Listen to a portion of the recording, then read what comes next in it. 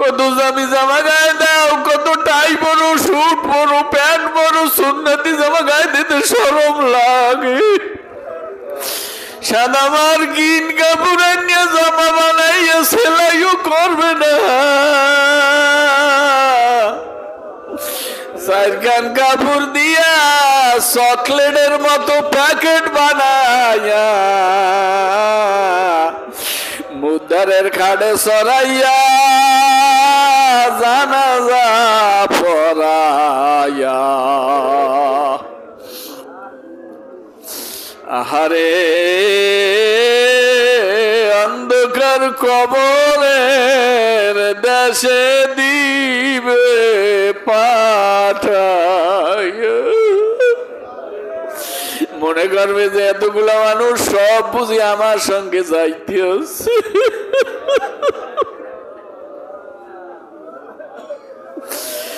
কবরে নেমে যাই দুইজনে ধরবে, মনে করবে যে এই দুইজন মনে হয় থাকবো, লাভ দিয়ে উঠিয়ে যাইবে।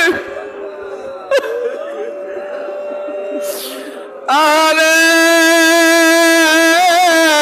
আমার এই অন্ধকার ঘরে রাখিয়ে তোরা যাও কই? আমার জন্য কি একটু মায়া লাগে না?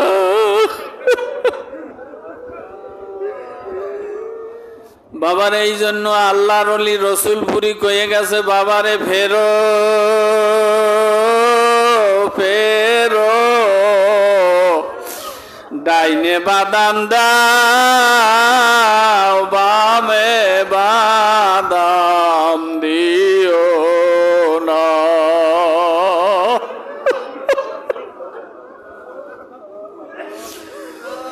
হায়াতের পুঁজি থাকতে তোমার ব্যবসা করিয়া লাও,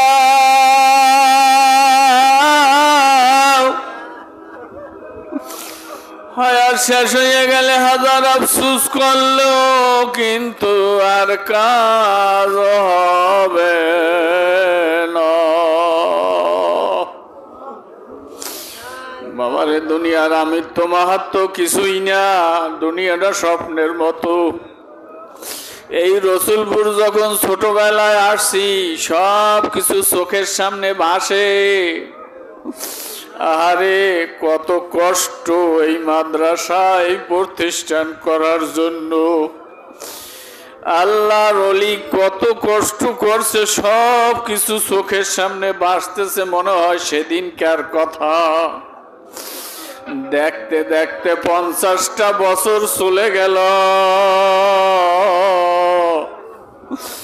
তখন আমি ছিলাম নাবালেক, এখন আমার বার্ধক্য আসিয়া গেছে। আমার জোরের ভাই চলিয়ে গেছে, কোন সময় জানি আমারও ডাক পড়িয়ে যায়।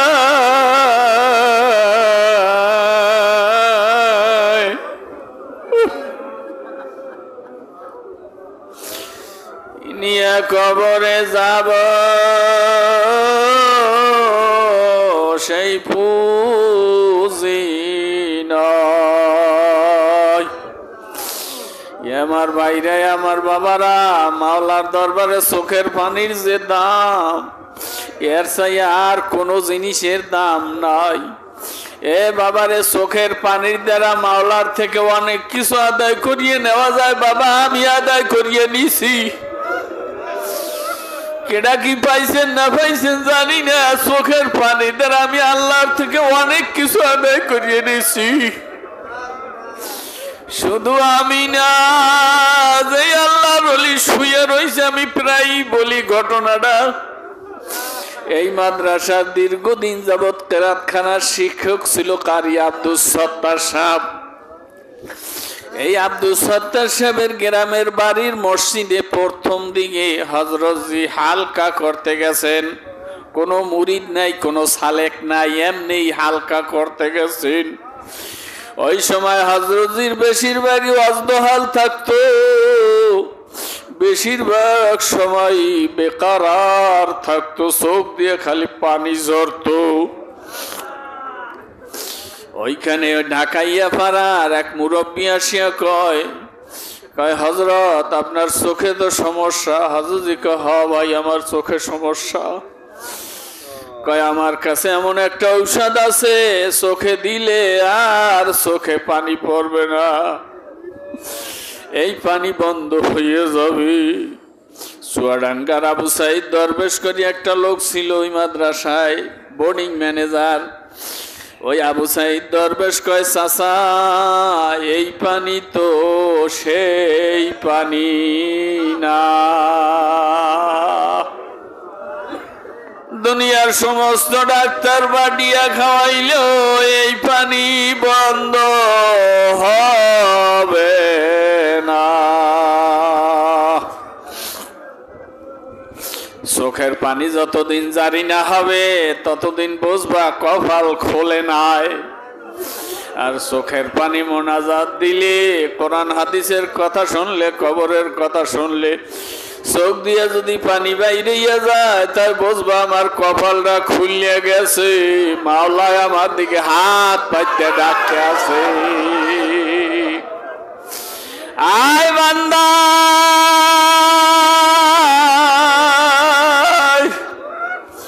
قل يا عبادي الذين أسرفوا على أنفسهم لا تقنطوا من رحمة الله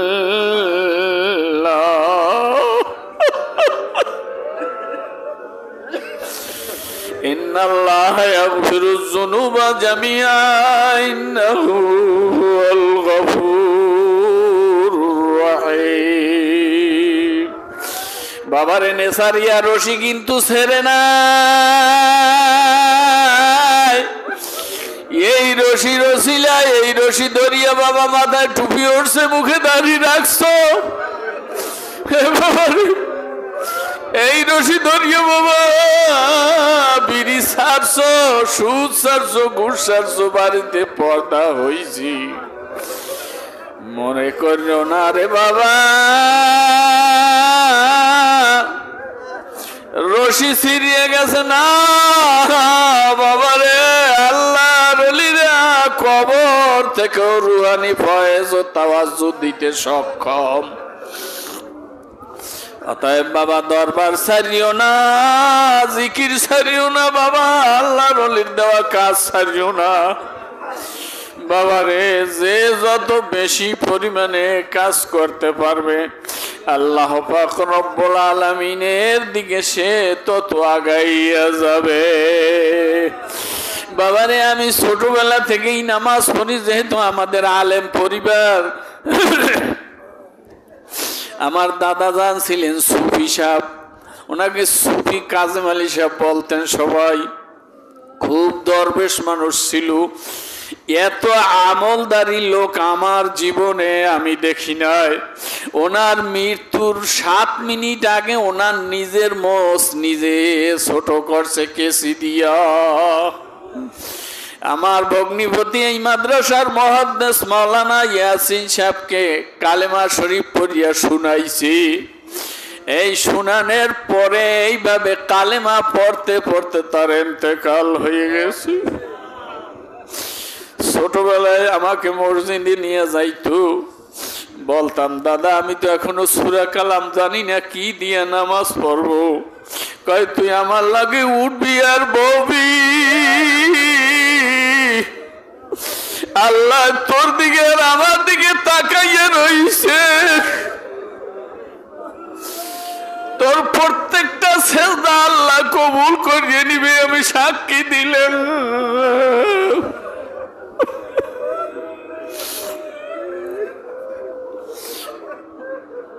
বাবারে ফজরের নামাজ পড়িয়া মোরাকাবার সবক আদায় করতো চাদর মুড়া দিয়া, মসজিদে বসিয়া চাদর মুড়া দিয়া এক হাত দিয়ে আমারে ধরিয়া রাখতো, আমি যদি এবার পালাইয়া যাই এই জন্য এক হাত দিয়ে ধরিয়া রাখতো যে আমার সঙ্গে জিকির করবি। বুঝতাম না তখন, কিছুক্ষণ জিকির আজগার করার পরে মোনাজাত দিয়া কান্ত মাবুদ রে,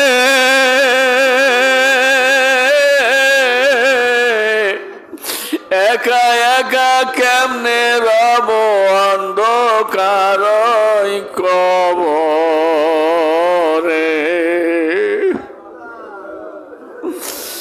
মোনাজাতের মধ্যে কইতো আল্লাহ আমার নাতিদেরকে তুমি আলেম বানাইয়া দিও, আমার নাতিদের ওসিলায় আল্লাহ তুমি দ্বীনের খেদমত নিয়ে নিও। এই আল্লাহর ওলির কথা আল্লাহ কবুল করিয়া নিয়া আল্লাহ আল্লাহর ওলিদের কথা আল্লাহ ফালায় না বাবা। ওখান থেকে ওই দোয়ার পর্যায়ক্রমে আস্তে আস্তে রসুলপুর, এখন রসুলপুর থেকে সারা বাংলাদেশ ছড়াই গেছি। বাবারে যে কথা বলতেছিলাম চোখের পানি, বাবারে চোখের পানি বড় দামি।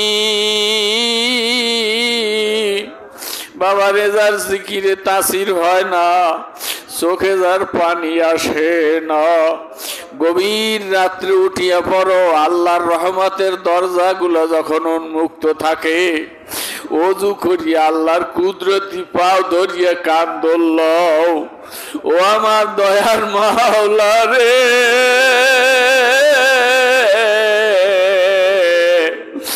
আমারে তুমি ফালাইয়া দিও না,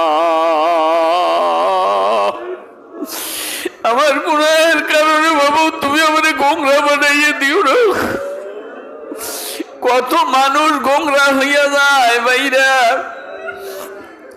এমনকি রাসূল পাক সাল্লাল্লাহু আলাইহি ওয়াসাল্লামের সাহাবী কাতেব কোরআন শরীফ ওহী আসলে উনি লিখতো, সেইভাবে লিখতে লিখতে লিখতে শয়তান আইয়া তার এমন ভাবে এক ধোঁকা দিল, লাশ পর্যন্ত সে কাফের হইয়া মারা গেল।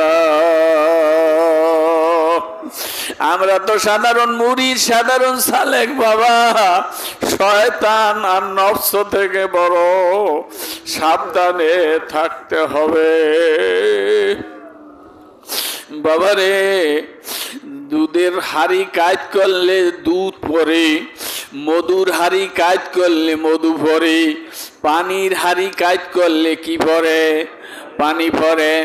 ময়লার হাড়ি কাজ করলে ময়লা পরে।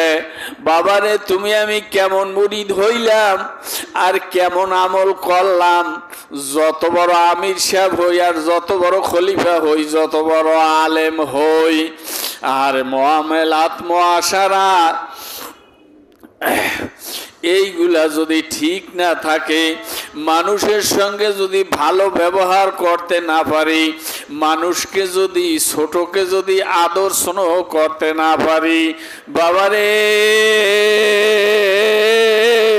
মনে করবা ইলমে মারিফাতের গন্ধ আমার মধ্যে আসে না।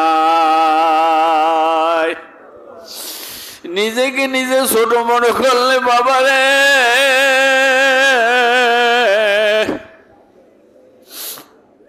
শেখ ফরিদউদ্দিন রহমাতুল্লাহ আলাইহি বলছেন, বাবারে বৃষ্টির পানি জমিনে পড়লে এই নানান দিকে ছড়াইয়া যায়। এই জমিনের মধ্যে যদি বাবা ইন্দুরের গর্ত থাকে, ওই পানি যদি বেশি হয়, ইন্দুরের গর্তের মধ্যে শব্দ হইয়া যায়, পানি যাওয়ার সময় গড়গড় গড়গড় গড়গড় শব্দ হইয়া যায়। বাবারে ইলমে মারিফাত বা ইলমে তাসাউফ অর্জন করতে যাইয়া যার দিলটা ওই জমিনের মতো ঢালাও বানাইয়া দিবে, নিচু বানাইয়া দিবে, নিজের আমিত্বকে নিজে মিটাইয়া দিবে যে আমি কিছুই না, আসলেই তো আমি কিছু না, শ্বাস টানতেছি, যদি আল্লাহ কয় আর বাইরেইতে পারবি না আমি শেষ। কয়েকদিন আগে মোটর সাইকেল চালাইতেছি, আমি মোটর সাইকেলেই সফর করি, আপনারা অনেকেই জানেন।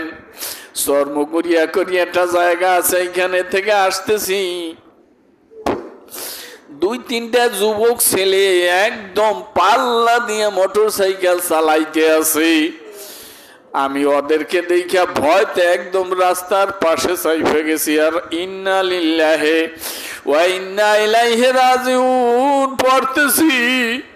এই রাজিউন বলতে পারি না, এর মধ্যে পিছনে শুনে ধিম করে একটা আওয়াজ হয়েছে।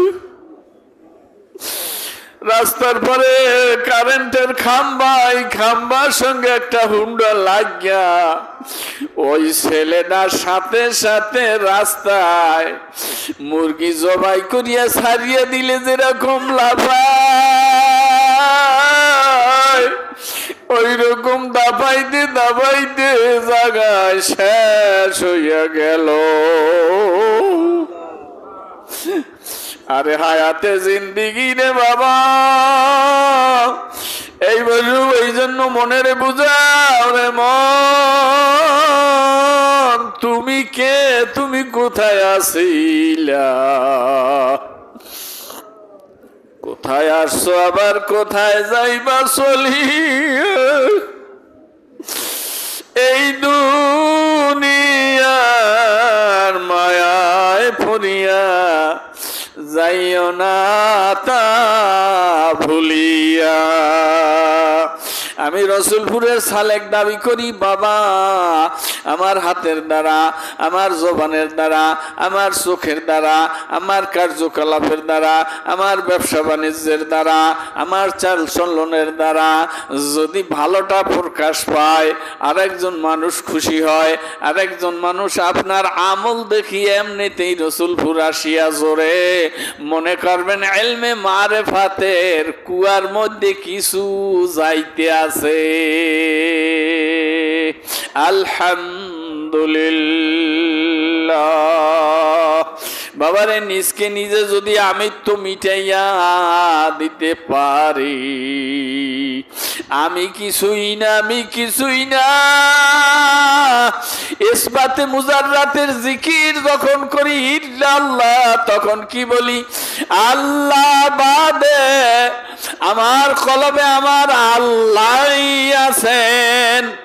এই কথা বলি আমরা, আল্লাহ আছেন। কথার বিশ্লেষণ হইল আল্লাহ ছাড়া আমার কলবের মধ্যে আমার স্ত্রী নাই, আমার ছেলে নাই, আমার জায়গা নাই, আমার জমি নাই, আমার চেয়ারম্যানি নাই, আমার মেম্বারি নাই, আমার মাতুব্বরি নেই, আমার মাওলাগের মাওলানাগিরি নেই, আমার বক্তাগিরি নেই, আমার পীরগিরি নেই। একমাত্র আমার মাওলাই আছেন। এই খেয়াল যার অন্তরে পয়দা হবে বাবারে,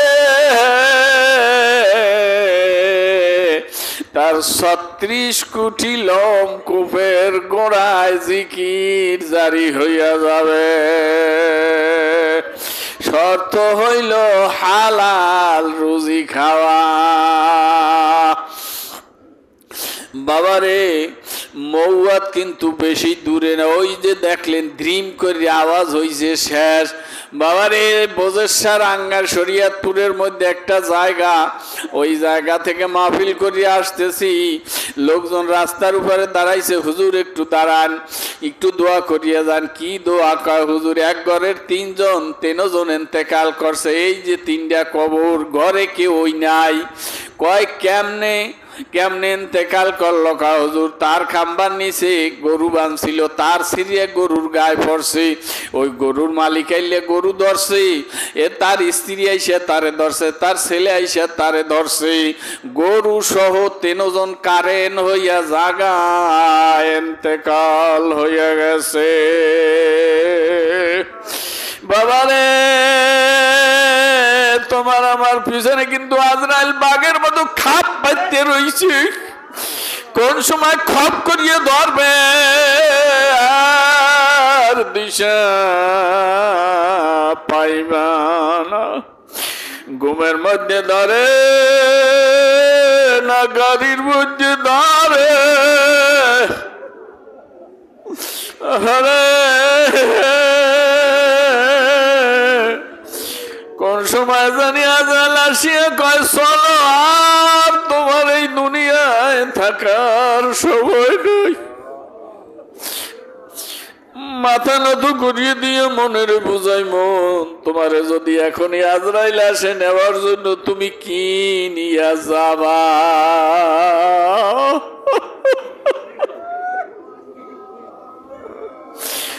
কি নিয়ে কবরে রওনা দিছো? কি নিয়ে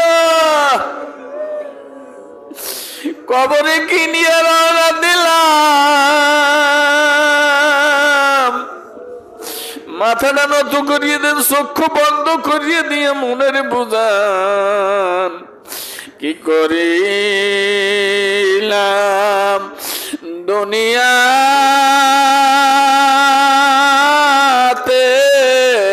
আসিয়া,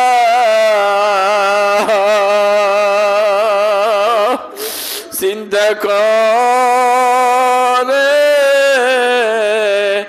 দেখো মাথা নোয়া,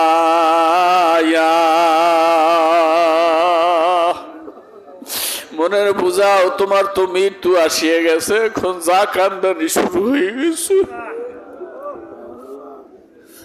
যা কান্দানি শুরু হয়ে গেছে। মৃত্যু সজ্জায় আত্মীয় স্বজন মোবাইলের পর মোবাইল দিয়ে খবর পেয়ে দৌড়ে আসতেছে। আসিয়ে কেউ মুখে পানি দেয়, কেউ হাতের আঙ্গুল টানে, পায়ের আঙ্গুল টানে, কেউ বুকে হাত দিয়ে দেখে, কেউ নাকের কাছে হাত দিয়ে দেখে।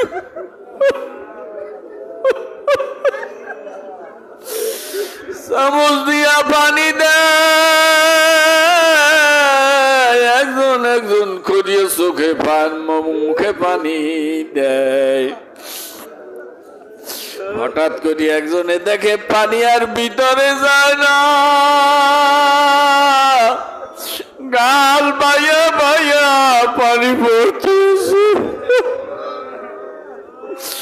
বুকু আর লড়ে না।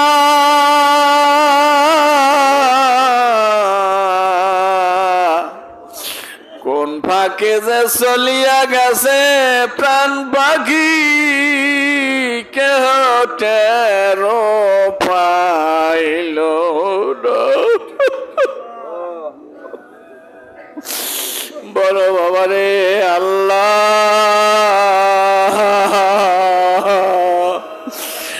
আমরা নাফরমানি করব আল্লাহ,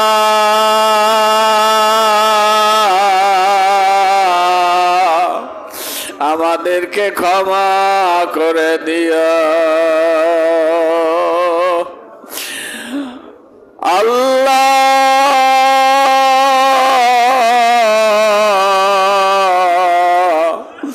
আমরা নাফরমানি করব না, আমাদেরকে ক্ষমা করে দিও বাবারে।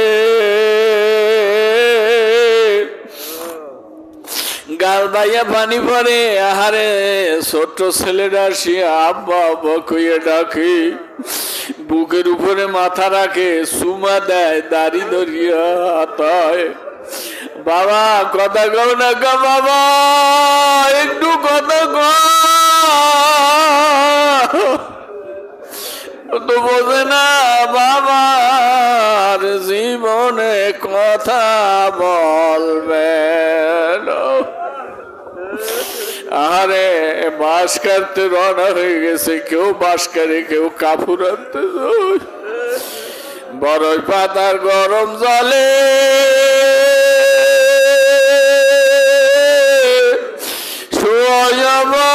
মশারি তলে গোসল করাইবে তোমায় দুইজন বসে।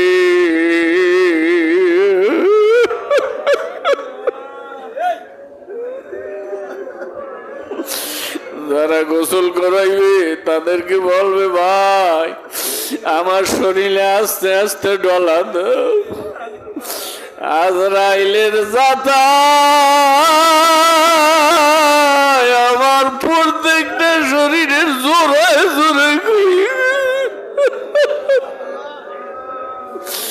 আমি আর সইতে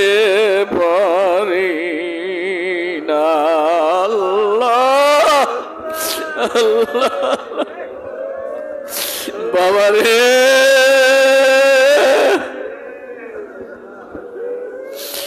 কত দামি জামা গায়ে দাও, কত টাই পরো, স্যুট পরো, প্যান্ট পরো, সুন্নতি জামা গায়ে দিতে শরম লাগে। সাদা মার্কিন কাপড় নিয়ে জামা বানাইয়া সেলাইও করবে না, সারকান কাপড় দিয়া চকলেটের মতো প্যাকেট বানাইয়া মুদারের খাড়ে সরাইয়া জানাজা পড়াইয়া। আহারে অন্ধকার কবরের দেশে দিবে পাঠাইয়া। মনে করবে যে এতগুলা মানুষ সব বুঝি আমার সঙ্গে যাইতে হচ্ছে।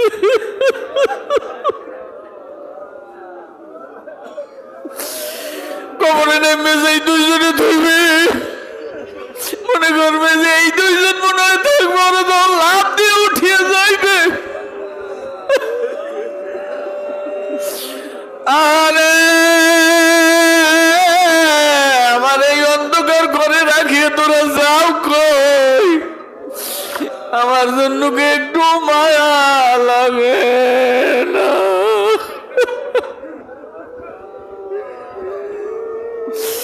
বাঁশের চাপা দিয়া মাটি দিয়া বানাইয়া বানাইয়া আত্মীয় স্বজনরা যখন স্যান্ডেল পাই দিয়া বাড়ির দিকে যাইবে, কেতাবে আসছে ওই স্যান্ডেলের আওয়াজও ওই কবরের ব্যক্তি কানে শুনতে পাইবে। ডাইনে মাটি বামে মাটি, আরে নিচে মাটির বিছানা,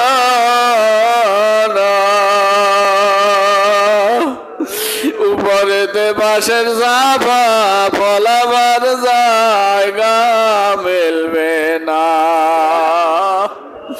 সাপে কাটবে, গুজো মারবে,